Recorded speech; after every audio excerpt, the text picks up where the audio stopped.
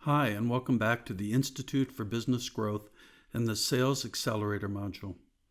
Today we're looking at Module 2, Lesson 3, Why We Need Goals. Without realizing it, almost everything we do is a goal, and ultimately if we do it enough, it becomes a habit. So since we're setting goals anyway, whether they're conscious or subconscious, we might as well be very conscious about it and use it to our advantage. So, for example, going to the store is a goal. I might want to go to the store and buy a loaf of bread. My goal is to get to the store and buy a loaf of bread. Reproduction. Reproduction is primarily for the continuation of the species, though in my workshops I get a lot of other comments about that. Many times when we're inventing, our goal is to express ourselves, and when we're driving, we get somewhere. I have a goal of potentially getting to a sales call, successfully getting to a sales call. If I'm running a business, my goal is potentially financial independence. If I'm running a business, I have to sell something. The goal is to make money so I can stay in business. Eating is a goal. Sometimes the goal is to stay healthy. Sometimes we live to eat. Other times we eat to live. Personal preference, pick your poison. Picking up a pencil. The goal is to write something. Goals are something that happens every day and we don't even think about it. They're all outcome driven. We're doing that to achieve something. Now here's what's really interesting to me, because the first example I used is when we go to the store, our goal is to buy something. As I mentioned, a loaf of bread. If I go to the same store enough, I don't even think about it. I just know that I have to go to the store to buy a loaf of bread, and I'm automatically on autopilot. I know that if I pull out my driveway, I turn right, go up to the first light, turn left, go to the next light, turn left, go to the intersection, turn right. I'm at the store of my choice. I don't have to think about it. So when I set a goal, or when we all set a goal and we do it enough, it eventually becomes a habit. So consequently, what we want to do is build our automatic success mechanism so that we are doing things that take us closer to our goal out of habit. Now, the automatic success mechanism is really designed to help us achieve either success or failure, depending on how we steer it. If we have goals that we want to achieve and we do nothing to achieve those goals, we're obviously going to fail. If we put ourselves in the position to be successful by taking action on our goal, our automatic success mechanism is going to see that and propel us in the right direction.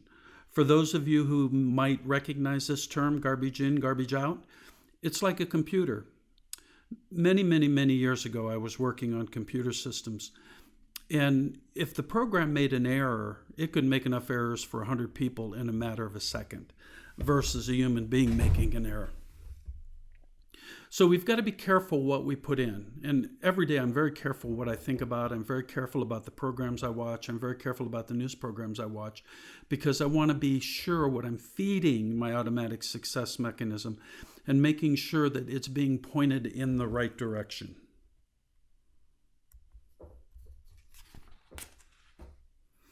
Now, as I mentioned, the automatic success mechanism depends on what you feed it. I love a good goal.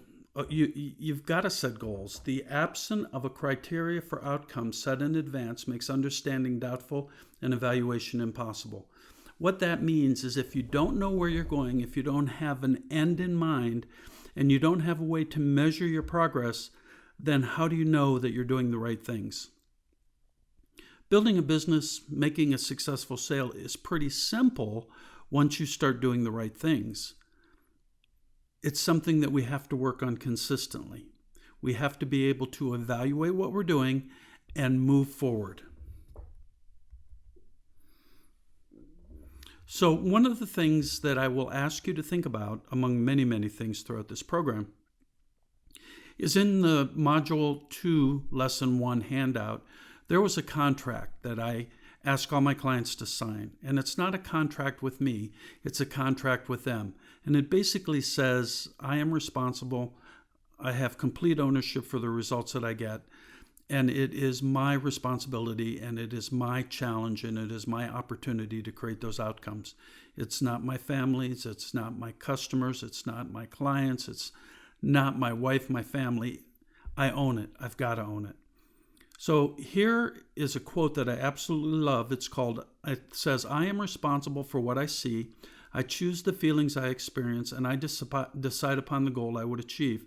For nothing is so cherished as a goal the mind accepts. And everything that seems to happen to me, I ask for and receive as I have asked." Now, I personally believe that. I was on a phone call yesterday with a sales rep, and I wanted to do an initial introduction and evaluation because I'm working with the senior leadership team, and they asked me to talk to the reps. And I laid out the agenda, and one of the questions I ask is, I would love to know what kind of challenge, problems, and opportunities you have with your install base. And he goes, "I don't have any problems." He goes, "I won't allow those problems to happen." I really love that attitude because that's really taking ownership for his situation and what he's trying to accomplish. And he's very, very successful at what he does. So I'm really looking forward to having that discussion with him. So once we set a goal or a promise, and I'm going to use those two words interchangeably, but in my mind, a promise and a goal are the same thing. To test whether or not you should be doing a specific action, you just have to ask yourself two questions. Is what I'm doing taking me closer to this goal, this promise, to where I want to go? And if it's not, why am I doing it? When I first, many years ago, ran my goals through this little formula, I thought I was being really productive, and I couldn't believe how much time I was actually wasting. It was really an eye-opener.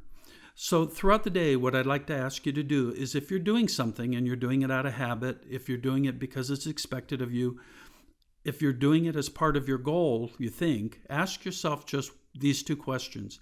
Is what I'm doing taking me closer to my goal, my promise, my outcome? And if it's not, why am I doing it? Now, there are some things that absolutely has to be done. So for example, if you're a business owner and you have employees, you have a payroll to run. Most of the time, a payroll doesn't directly impact your personal goals, but it has to be done because it's part of running a business. So if you're doing it, the question I would suggest you think about is, can it be outsourced? I have another client right now who's spending probably 2 days a week. It's $1.5 million business, and he's spending probably 2 days a week doing QuickBooks, entering invoices, taking care of all that kind of information. And I offered him this question. I said, "Rick, if you're doing $1.5 million in business, for example, if you divide that by 2,080, and 2,080 is simply 52 weeks in the year divided by 40 hours, you're going to come up with some number, and it's probably going to be in the range of $500 to $600 an hour. So what we're saying is that your time is worth $500 to $600 an hour. If what you're doing is not creating $500 to $600 in value of your business, why are you doing it?" So after we had that discussion, one of the things we had talked about, for $20, $25 an hour, we can get a bookkeeper to come in for 2 days a week and do all of those activities. But we didn't stop there. The question was, now that you've got 2 days a week back, what are you going to do with your time to contribute $600 an hour in value over those 2 days? So think about it. Is what you're doing taking you closer to where you want to go? And if not, why are you doing it?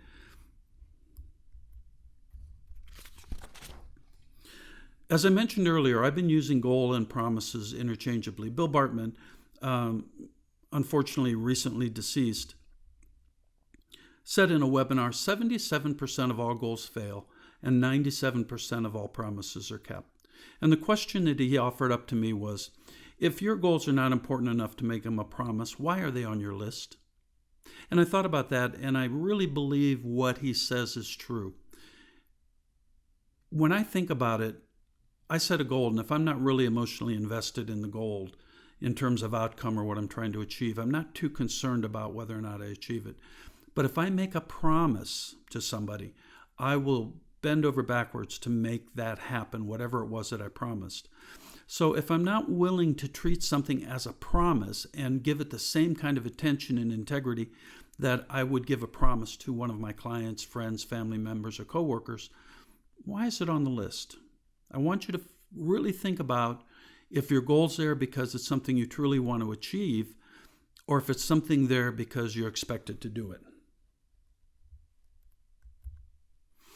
Be sure you take the quiz at the end of this module. We're going to talk about some of the things ongoing so you'll be able to reinforce what we've learned today. And then I want you to list your goals, and I want you to ask yourself this very important and personal question.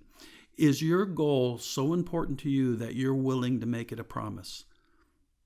Will you promise your wife, your husband, your spouse, your significant other, your children? Or is it just something that you want to accomplish for you? So be sure to take the quiz. Be sure to document your goals, find out which ones you really want to make promises and which ones you don't. And then if you make it a promise, ask yourself going forward when you're doing different activities, how is what I'm doing taking me closer to where I want to go? And if it's not, ask yourself why you're doing it. In our next module, we're going to look at something that's very important in the goal setting process, and that's what holds us back. What are the things that are happening in our life that hold us back? I look forward to seeing you in the next lesson.